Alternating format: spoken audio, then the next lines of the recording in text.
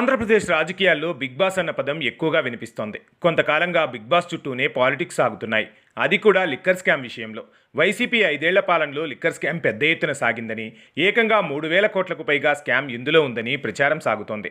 Digital payments కాకుండా నగదు చెల్లింపులు చేయడం, అలాగే నాసిరకం మద్యాన్ని విక్రయించడం, కొత్త బ్రాండ్లను తీసుకురావడం, ఇలా చాలానే లిక్కర్ విషయంలో ఉన్నాయని గత ప్రభుత్వం మీద కూటమి నేతలు అప్పుడు ఆరోపణలు పెద్ద ఎత్తున చేశారు. ఇప్పుడు చూస్తే అదే లిక్కర్ స్కామ్ అనడానికి ఆధారంగా మారుతోంది. ఇక ఏపీలో లిక్కర్ స్కామ్ విచారణ మెల్లగా మొదలై పీక్స్కు చేరుకుంటుంది. నెమ్మదిగా బడా నాయకులకు మీదనే దర్యాప్తు మల్లుతోంది. అరెస్టులు చూస్తే ఈ కేసులో చాలానే జరిగేటట్టుగా ఉన్నాయని అంటున్నారు రాజకీయ విశ్లేషకులు.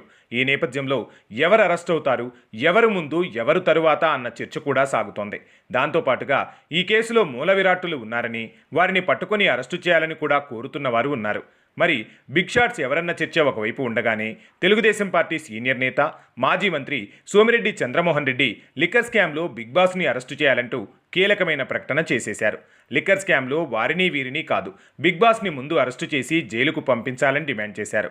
బిగ్ బాస్ దురాశ వల్లనే నాసిరకం మద్యం అమ్మకాలు జరిగాయని అన్నారు. అతిపెద్ద దోపిడీగా ఆయన దీన్ని అభివర్ణించారు.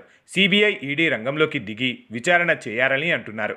పైగా ఇది 3,000 కోట్ల స్కామ్ కాదని, ఏకంగా 10,000 కోట్ల స్కామ్ జరిగిందని సోమిరెడ్డి తేల్చేశారు. సోమిరెడ్డి చాలా సీరియస్ ఆరోపణలే చేశారు.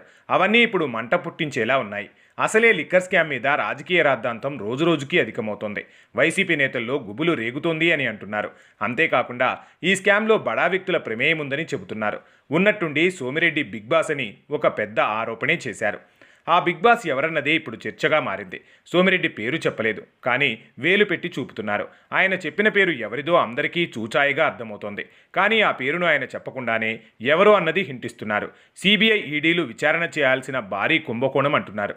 మరి ఇన్ని చెప్పినా ఆయన బిగ్ బాస్ పేరు చెప్పడం మరచారా అనుకోవడానికి లేదు. వ్యూహాత్మకంగానే ఆయన అలా అంటున్నారు.